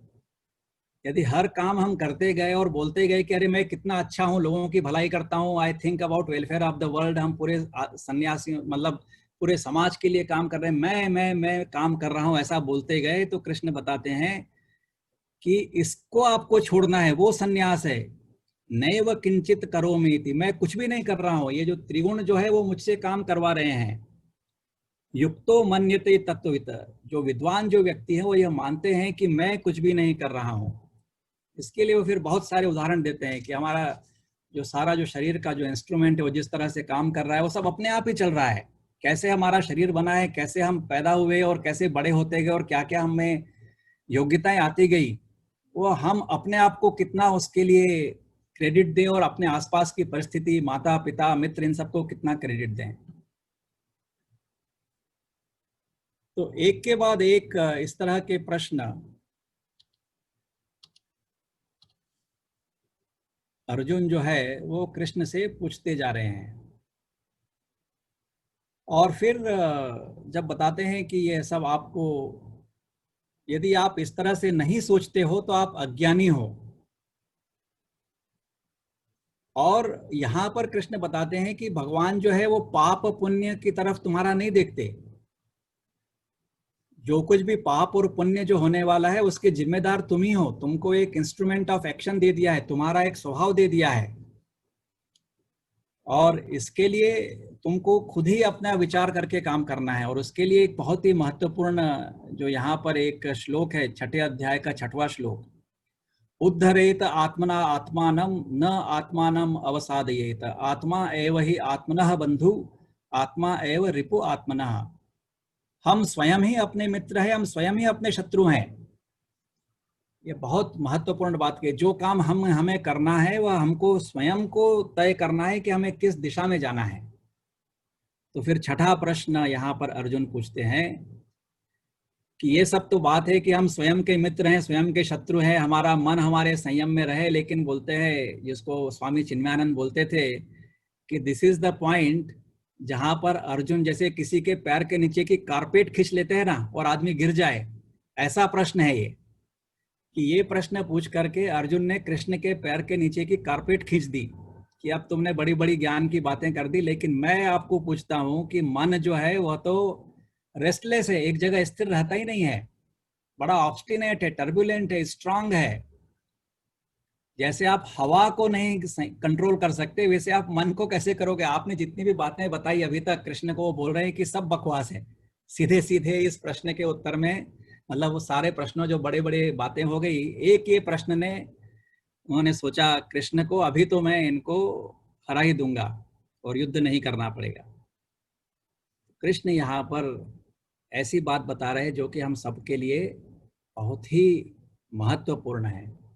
कहते हैं कि हाँ ठीक है, मैं एग्री करता हूँ, मैं तुम्हारी बात को मानता हूँ कि मन की ऐसी प्रकृति है, लेकिन अभ्यास के द्वारा और वैराग्य की भावना के द्वारा मन को संयम में लाया जा सकता है। केवल 2 शब्द का कृष्ण ने उपयोग किया है, अभ्यास। अभ्यास करते करते हम कुछ भी साधन कर सकते हैं, कुछ भी पा सकते हैं। मन भागता रहेगा, अर्जुन को कृष्ण बोलते हैं कि मन भागता रहेगा, फिर से पकड़ के लाओ, फिर भागेगा, फिर पकड़ के लाओ, अभ्यास करते रहो।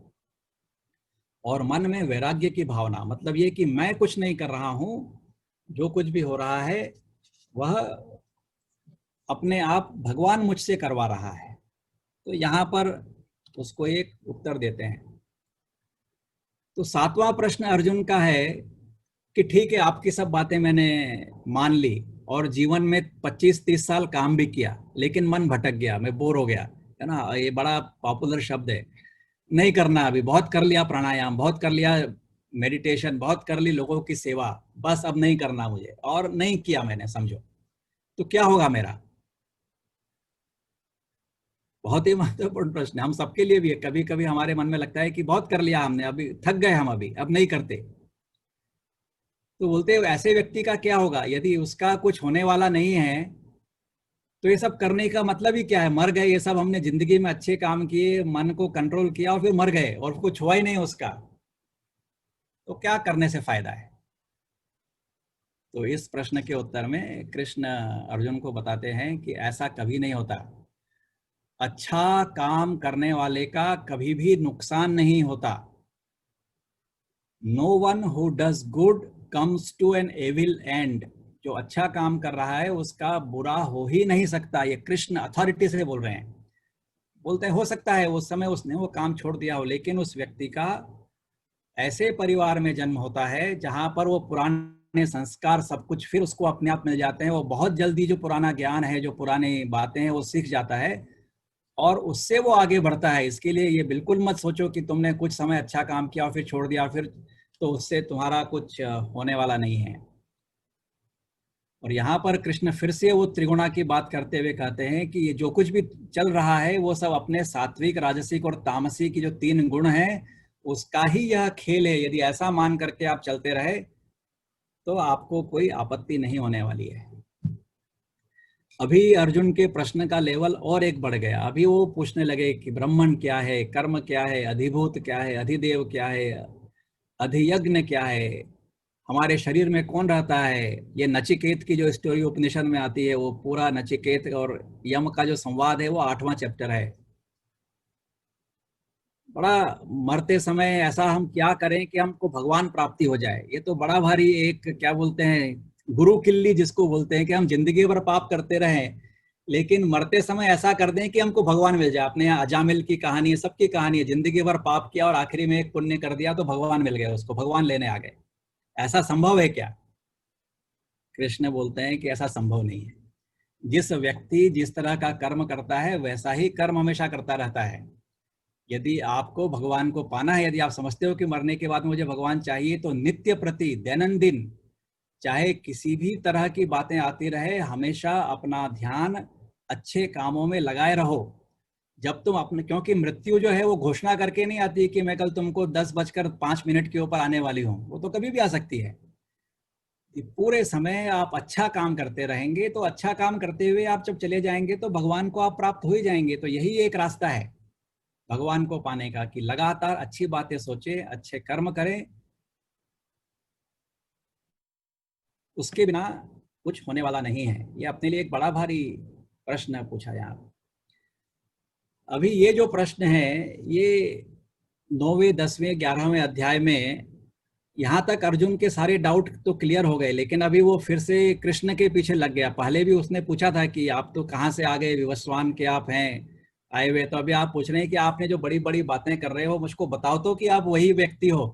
नहीं तो कोई भी आके बोल देगा कि नहीं मैं कृष्ण हूँ और मैं ऐसा हूँ और मैं जो बोल रहा हूँ उसके ऊपर काम करो। तो 9, 10 और 11 जो प्रश्न हैं ये पूछ रहे हैं मुझको बताओ तो तुम क्या हो, अपना कॉस्मिक फॉर्म बताओ, ये क्रिएशन आपने कैसे किया ये बताओ। और हम भगवत गीता की 9, 10 और 11 जो अध्याय पढ़ते हैं उसमें वो कृष्ण जो है अपना कॉस्मिक फॉर्म बताते हैं।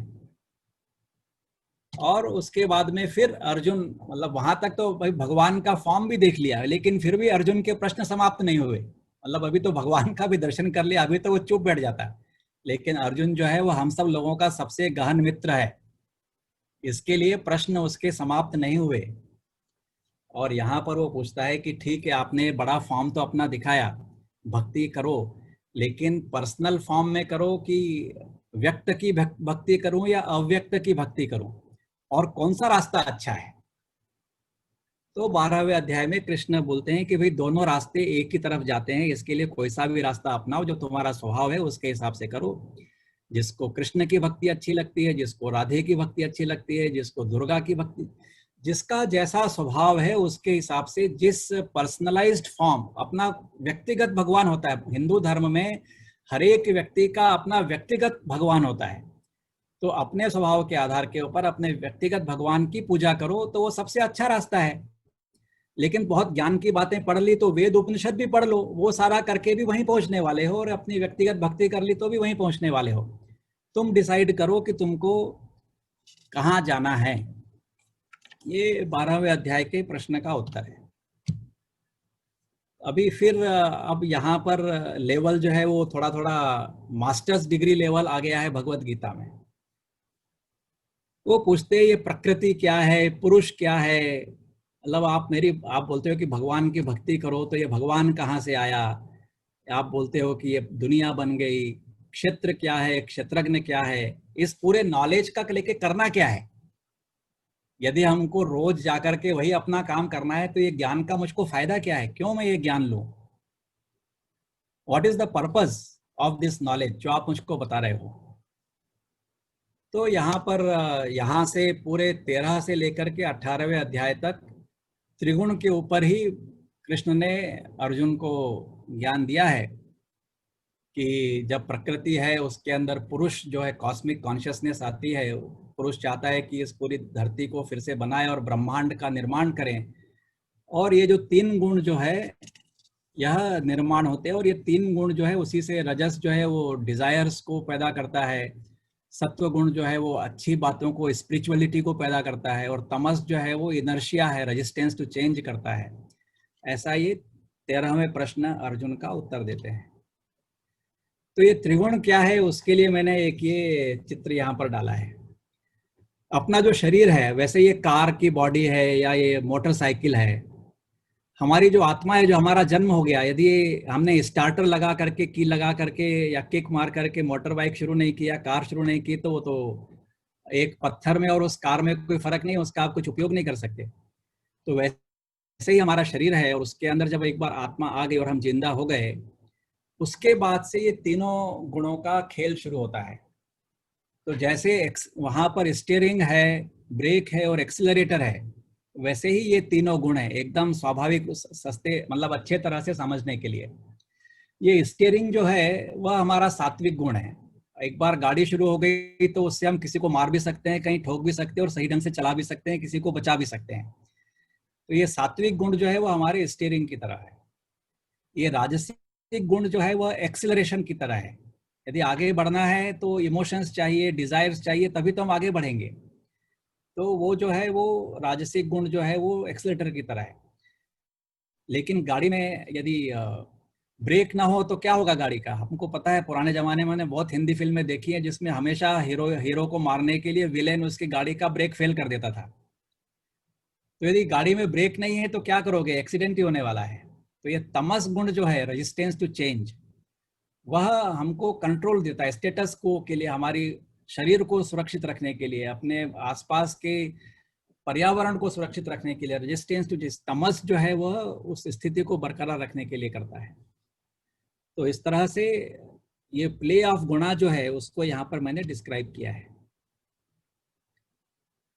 तो इसके लिए जो पूरा जो ज्ञान जो गुणों के बारे में आगे के अध्याय में बताया, उसको मैंने एक ये चार्ट के रूप में बताया है कि ये सत्व जो है और रजस जो है और तमस जो है, ये 3 तरह के गुण हैं।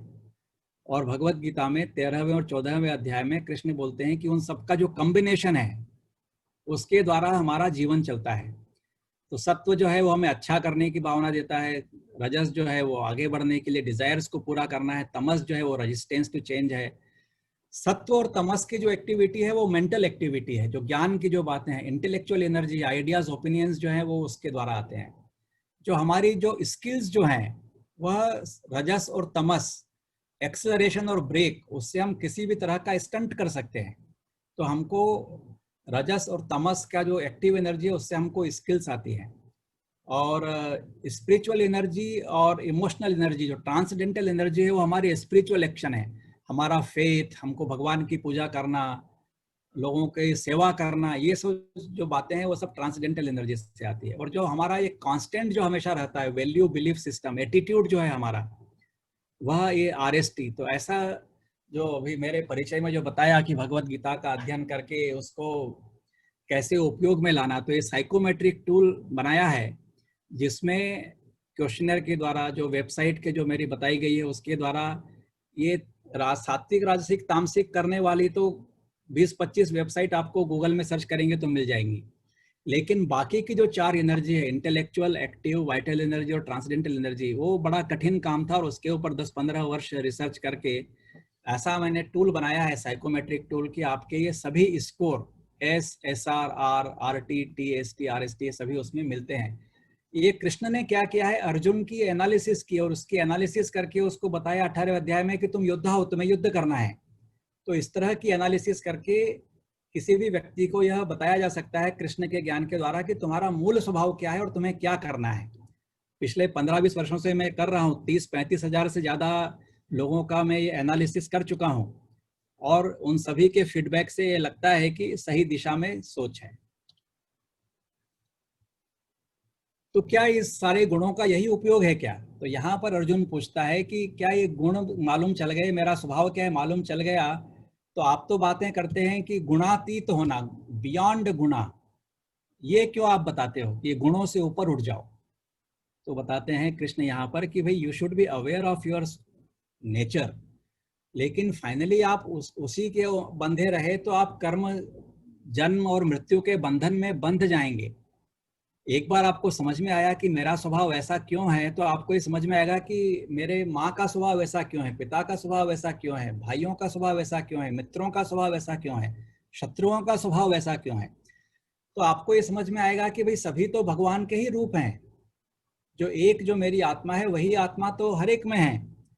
तो जब इस तरह जब आप गुणों के ऊपर उठ जाएंगे तो आप लोगों के बातों के ऊपर रिएक्शंस नहीं देंगे, आप समझेंगे कि ठीक है ये उसका स्वभाव था, उसने ऐसा किया, और उसको आप माफ करते जाएंगे। आप जीवन में अपने दिमाग के पीछे कचरा नहीं लेते जाएंगे कि उसके बारे में दुर्भावनाएं पैदा करते गए और क्रोध पैदा करते गए।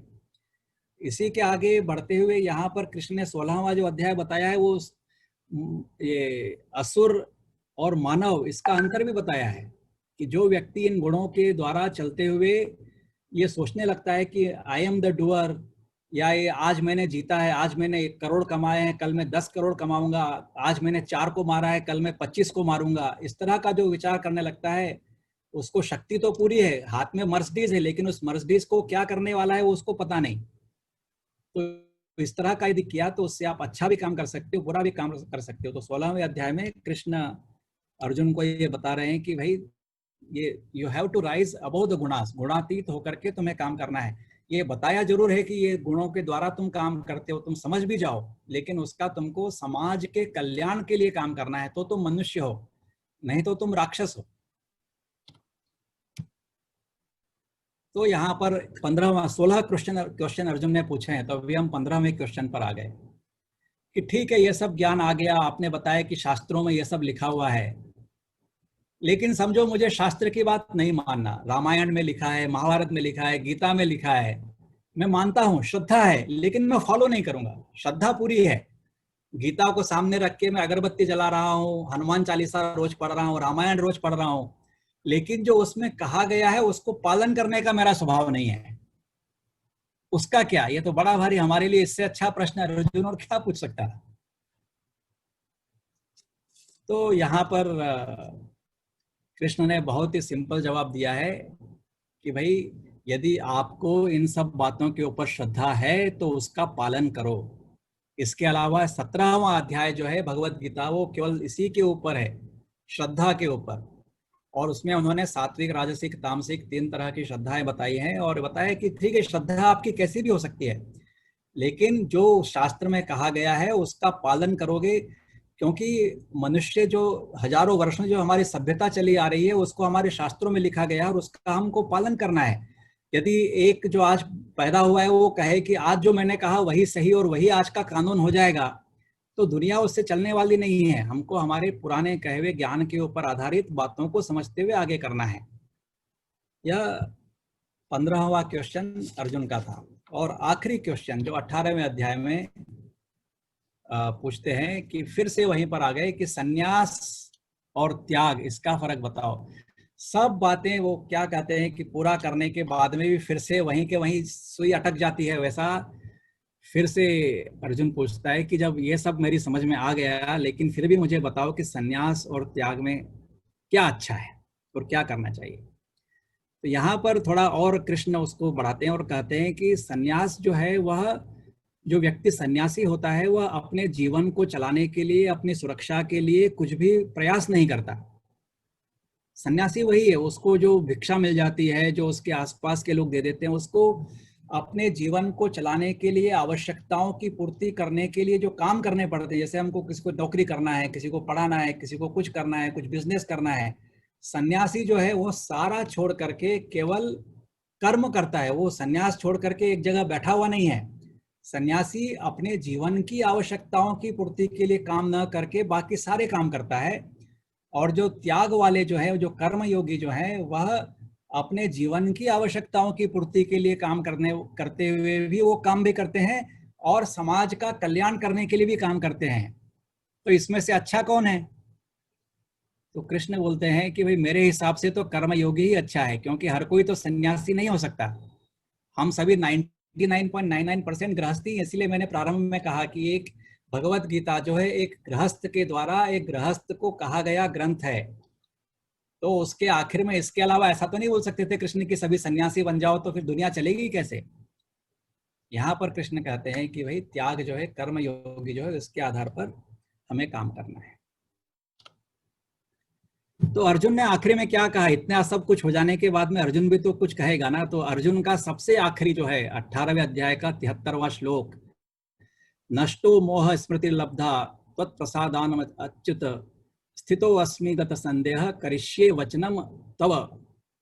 मैंने आपकी बातें ध्यान से सुनी, मेरे अंदर का सारा अज्ञान दूर हो गया है, मुझको अपना ज्ञान फिर से याद आ गया है और मेरे से भी कंफ्यूजन निकल गए हैं, और मैं वैसा ही करूंगा जैसा आपने कहा। ये जो आखिरी जो डायलॉग है, आखिरी के 72वां श्लोक जो कृष्ण का है, वो 72वें श्लोक में कृष्ण कहते हैं कि मैंने तुम्हें सब बता दिया, तुमने ध्यान से सुना होगा, तो अब जो मर्जी आए कर, wish as you want to do, as whatever you want to do it now. मैंने तुमको सब बता दिया, तुम्हारे सारे प्रश्नों के उत्तर दे दिए। हमारे जीवन में ऐसे बहुत सारे शिक्षक आते हैं, सन्यासी आते हैं, स्वामी आते हैं, बोलते हैं कि ये अच्छा रास्ता है, अच्छा रास्ता है, ऐसा करो और क्या करो, जैसा मैंने बताया वैसा करो।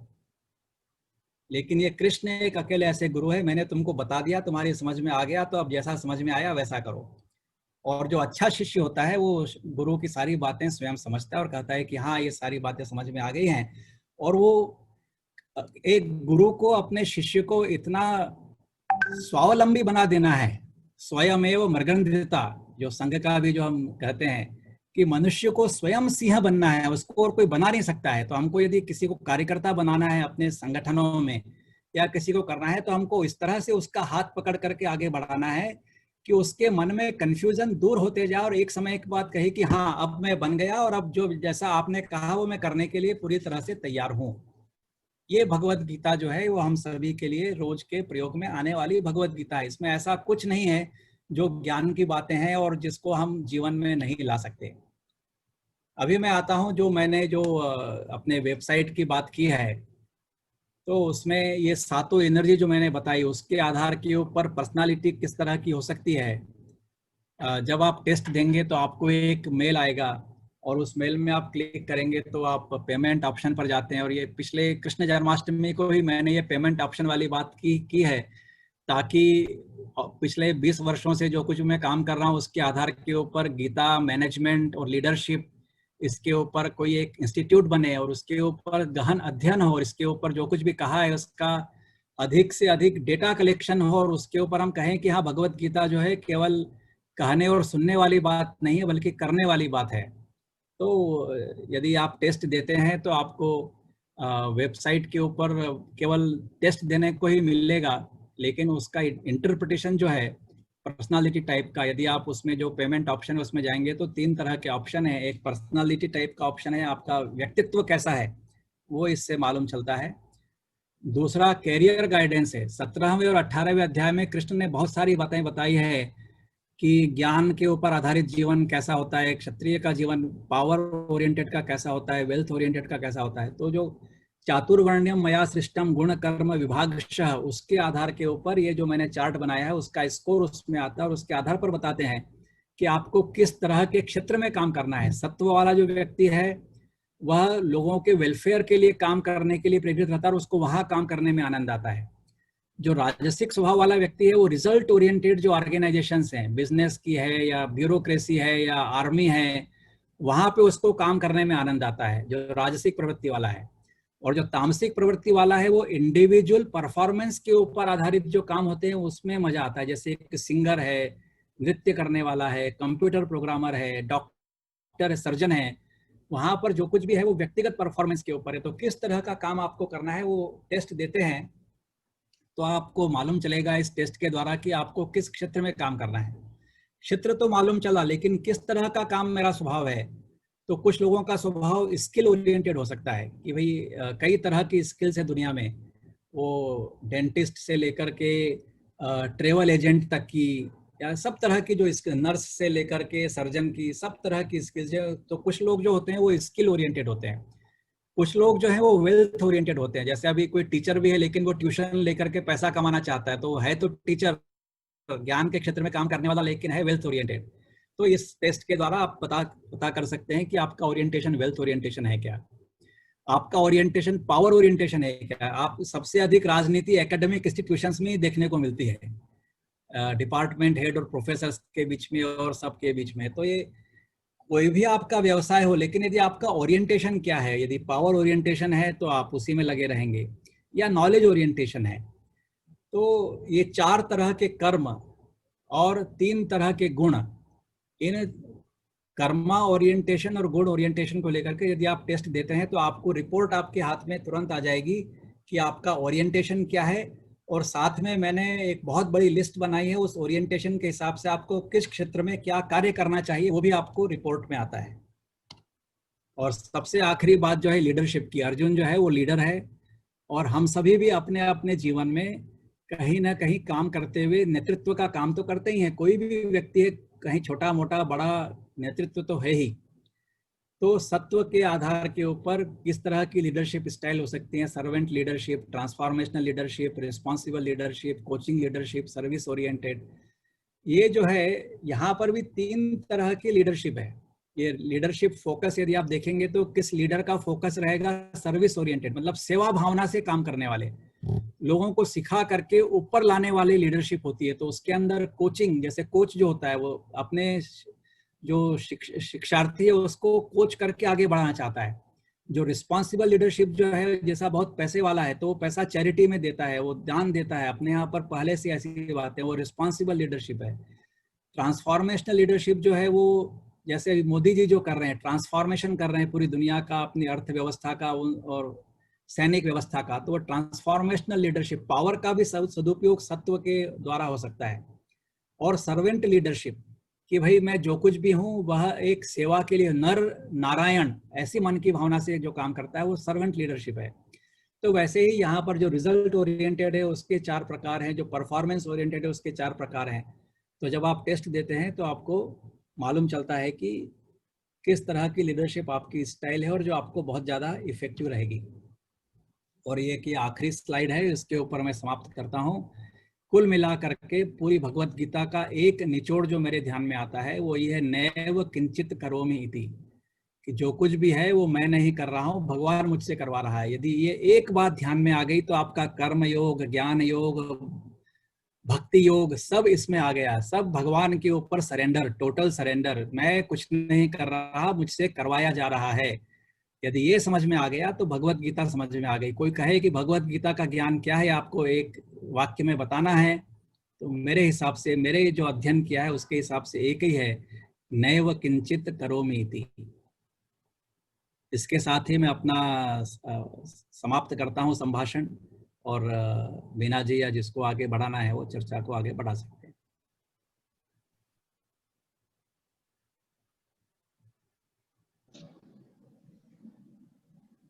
बहुत बहुत धन्यवाद सतीश जी। कुछ प्रश्न आए हैं लोगों के। क्या एक तो ये चार्ट जो आपने दिया वो हिंदी में नहीं मिल सकता है क्या?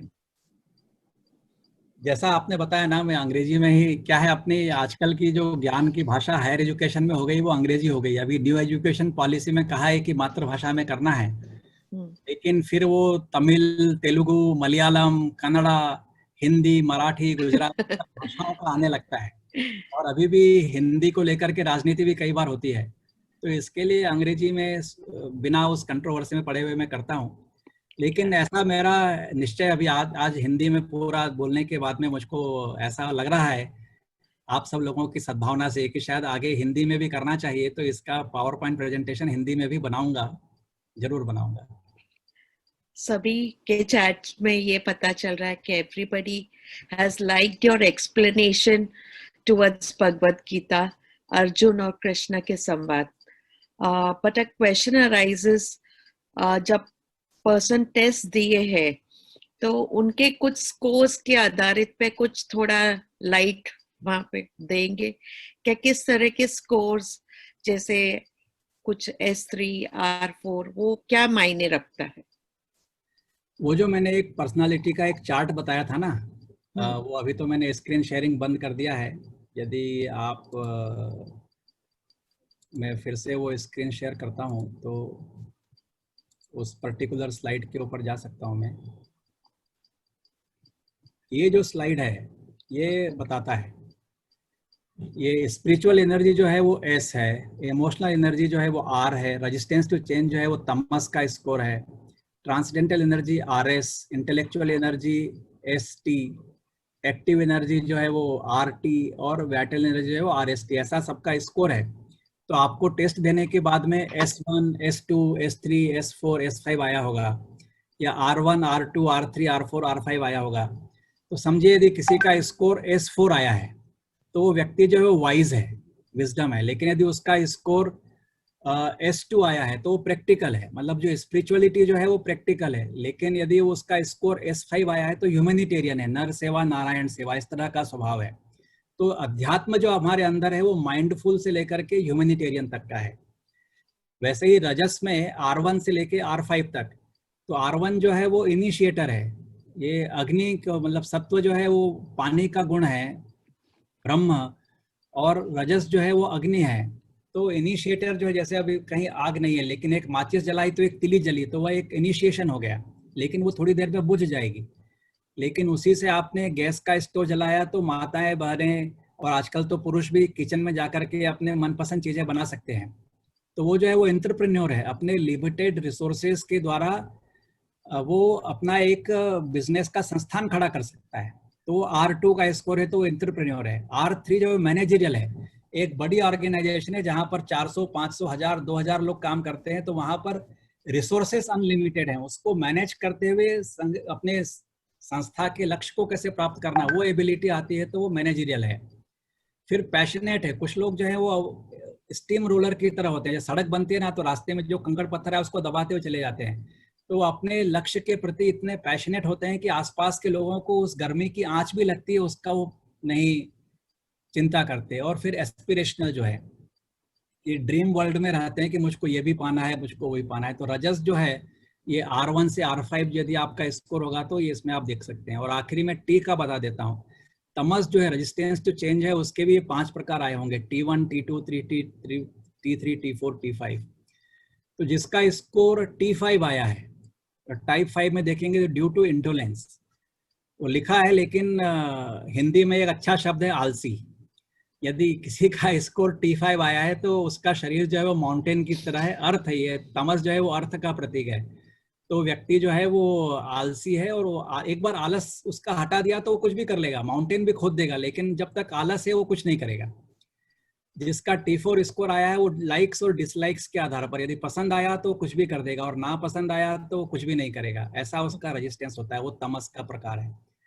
तीसरा प्रकार है ड्यू टू इंटेलेक्ट, जिसका स्कोर T3 आया है, उसको जब तक आप बुद्धिजीवी की तरह समझाएंगे नहीं कि तुम्हारे लिए अच्छा क्यों है, वो मानेगा नहीं, तो उसको आर्ग्यूमेंट के द्वारा ही समझाना पड़ता है। आजकल के जो बच्चे हैं शहरों में पढ़ने वाले, उनको बार बार समझाना ही पड़ता है, तो वो ड्यू टू इंटेलेक्ट यदि T3 स्कोर आया है। और T2 जो है वो ड्यू टू मेमोरीज है, हमारे मन में रहता है कि कहीं गए तो अच्छे अनुभव आए, कहीं गए तो बुरे अनुभव आए, किसी व्यक्ति से मिले तो अच्छा लगा, किसी से मिले तो बुरा लगा। तो इस तरह के व्यक्ति को रेजिस्टेंस टू चेंज तमस क्या है कि वो अच्छे वाले के पास जाता रहेगा और बुरे वाले के पास जाएगा नहीं, तो उस तरह का व्यक्ति रहेगा। और T1 जो स्कोर है ड्यू टू आईनेस, ईगो, उसको और कोई प्रॉब्लम नहीं है, लेकिन उसको समस्या है ईगो की। किसी ने उसका ईगो हर्ट कर दिया तो बोलेगा चलो मैं भगवान भी दिखाता हूँ, तो नहीं दिखेगा वो। तो ऐसा ये तमस से ये 5 तरह की पर्सनालिटी है। तो ऐसा S1 to S5, R1 to R5, T1 to T5। अभी समय की मर्यादा के है इसके लिए नहीं बता रहा हूँ, नहीं तो वैसे ही RS में ट्रेडिशनल फेथ से लेकर के टोटल सरेंडर, इंटेलेक्चुअल एनर्जी में ऑब्जर्वर से लेकर के इनोवेटिव, एक्टिव एनर्जी स्किल्स में ट्रेंड स्किल्स, एक्सपीरियंस्ड स्किल्स से लेकर के कॉम्प्लेक्स स्किल्स तक, और वाइटल एनर्जी एटीट्यूड में कमिटेड से लेकर के कंप्रोमाइजिंग तक। अभी इसका एक उदाहरण देता हूं, मैं हमेशा मनमोहन सिंह स्कोर बोलता हूं कंप्रोमाइजिंग, जिसका स्कोर RST5 आया, मतलब वर्चुअस व्यक्ति है, लेकिन सत्ता में बने रहने के लिए उसने सब चीजों से कंप्रोमाइज कर लिया। तो ऐसा जिसका स्कोर RST5 है वो कंप्रोमाइजिंग है। लेकिन ये RST5 स्कोर में माँ का स्कोर भी कहता हूँ। घर चलाने के लिए माँ जो है वो अपनी इच्छाओं का दमन करके पति, बेटा, देवर, सास, ससुर, सबकी इच्छाओं का आदर करते हुए सब चीजों से कंप्रोमाइज करती रहती है और घर चलता रहता है। जिस दिन वो कंप्रोमाइज करना बंद कम करती है तो कोऑपरेटिव हो जाती है, चलो ठीक है सुबह का खाना मैं बना लेती हूँ, शाम का तुम बना लेना, मैं बना लेती हूँ, तुम बर्तन धो देना। लेकिन जब वहां से वो फ्लेक्सिबल और असर्टिव और कमिटेड आती है तो फिर घर में वो बर्तन टकराने लगते हैं। तो इस तरह का स्कोर RST1 से RST5 तक का होता है। तो ये हमारा जो व्यक्तित्व जो है, चातुर्वर्ण्यम मया सृष्टम गुण कर्म विभागशः, पूरी भगवत गीता का अध्ययन करके पिछले 15-20 वर्षों में हजारों लोगों के द्वारा ये टेस्ट लेकर के ऐसा एक पर्सनालिटी चार्ट बनाया है। आप सभी ने भी यदि टेस्ट दिया होगा तो जाकर के वो पेमेंट ऑप्शन पर जाएंगे, इसका केवल मैंने सबसे सस्ता रखा है 1000 रुपये, वो लेकर करेंगे तो आपको रिपोर्ट आपके मेल बॉक्स में इमीडिएटली मिल जाएगी। कैरियर गाइडेंस जो है, यदि युवा है और कहीं कैरियर का कंफ्यूजन और किस क्षेत्र में मुझे काम करना है तो उनको कैरियर गाइडेंस की रिपोर्ट लेना। और जो 40-45 की उम्र के अधिक हैं जिनका लीडरशिप पोजीशन है और उनको ये मालूम करना है कि भाई मेरी कोई सुनता क्यों नहीं है। सबसे बड़ी लीडर की, जैसे राहुल गांधी की सबसे बड़ी समस्या ये है कि मुझे मेरी कोई सुनता क्यों नहीं है। उसको ये पता नहीं है कि उसकी लीडरशिप स्टाइल क्या है, वो कुछ भी कर रहा है, एग्रेसिव है, लेकिन उसकी भी एक लीडरशिप स्टाइल है। यदि एक बार उसको समझ में आ जाए तो फिर वो बाकी स्टाइल की कॉपी नहीं करेगा वो। तो जो लीडर्स हैं, जो लीडरशिप पोजीशन में है उनके लिए, तो लीडरशिप के लिए चूंकि स्टेज ज़्यादा है उसका रेट मैंने ज़्यादा रखा है 5,000 रुपये। तो ऐसा 1,000, 3,000, 5,000 मैंने ऑप्शंस रखे हैं। पर्सनालिटी रिपोर्ट तो हर कोई ले सकता है, उससे ये मालूम चलेगा कि पर्सनालिटी क्या है। आज तक मैंने अमेरिका में, यूरोप में, भारत में कई जगह ये टेस्ट लिए हैं। आप वेबसाइट पर जाएंगे तो 33,000 से ज़्यादा लोगों ने टेस्ट दिया है और सभी ने कहा है कि हाँ लगभग 90%, किसी ने 80%, किसी ने 99%। कल एक बंधु ने टेस्ट दिया, वो तो बोला कि आपने तो मेरी पूरी कुंडली पर डाली। ऐसा भी होता है। तो वो डिपेंड करता है कि प्रश्न का उत्तर देते हुए आप कितने ऑनेस्ट हैं।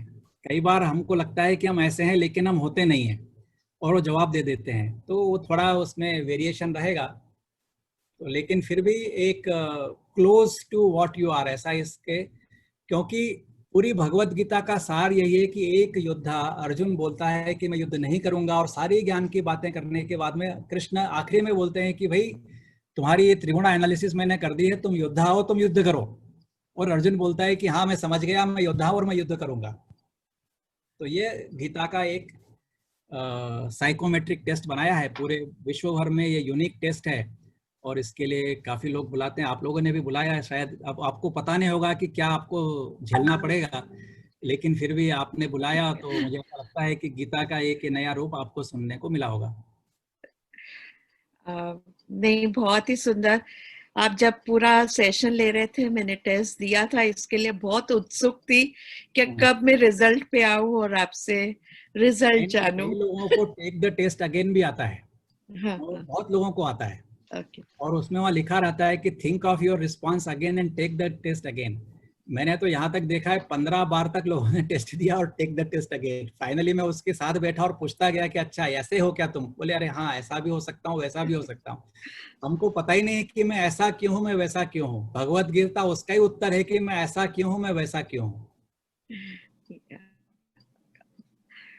बहुत बहुत धन्यवाद। सभी के आंसर्स और चैट में बहुत आ रहे, क्या सभी को आपका सेशन बहुत ही अच्छा लगा है। अब मैं विजय जी से आगे की। सतीश जी, मैंने आज पहली टाइम इतना अच्छा भगवत गीता का एक्सप्लेनेशन सुना है। मैंने भगवत गीता सुनी, लेकिन एक्सप्लेनेशन जो आपने दिया इतना सुंदर और इतनी सरल भाषा में, और आपने बोला कि आप ये हिंदी में पहली बार दे रहे हैं, तो मेरे को नहीं लग रहा कि आप पहली बार दे रहे हैं। आपने इतनी अच्छी और सरल लैंग्वेज बोली है, मतलब कोई एकदम रो आदमी भी रहेगा वो भी समझ जाएगा। आप इतनी सरल भाषा में आपने, इवन जो आपने संस्कृत के श्लोक भी बोले कि ब्रह्म कर्म समाधिना, तो कोई भी समझ जाएगा कि आप क्या बोल रहे हैं, कैसे एक्सप्लेन कर रहे हैं। इतने अच्छे से आपने एक्सप्लेन किया है कि मेरे को लग रहा है कि हमको आपके कई सेशन लेने पड़ेंगे। आप तो, आपके ऊपर हमारा अधिकार है कि हम कभी भी आपसे सेशन के लिए रिक्वेस्ट कर सकते हैं। नहीं, वो तो घर में है ही ना, अधिकार तो है, अधिकार वाले बैठे हैं घर में। जो आपने बताया कि how to control your mind, it is very difficult to control then the mind. मतलब माइंड ब्लोइंग चीजें, कैसे ये सब चीजें लोगों के दिमाग में घुस सकती है, और कैसे, जैसे भगवान ने भी बोला नेवर कंचित करोमिति, जो कर रहे हो वो भगवान के ऊपर छोड़ दो। आप एक कर्म योगी बनो और जो चीज हो रही है वो भगवान पे छोड़ दो। तो एक इतना अच्छा संदेश आज युवा वर्ग को इसका जाएगा, अगर आप अच्छे से, इतना अच्छे से एक्सप्लेन आपने जो किया है, तो एक माइंड ब्लोइंग चीज है और पूरा इससे समाज को इसका फायदा मिलेगा और आगे लोग इसके